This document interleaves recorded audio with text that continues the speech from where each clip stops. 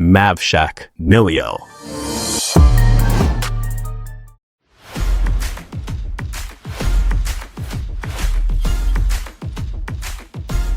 Nakaranas na ba kayong dalawa ng therapy dati?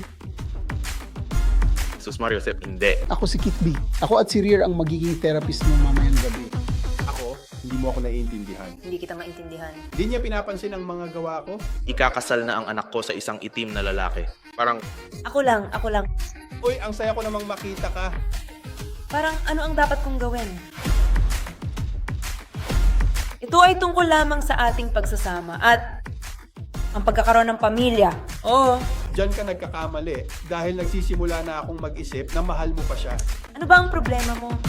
Bakit parang ang dami mong kinagagalit? di ako galit.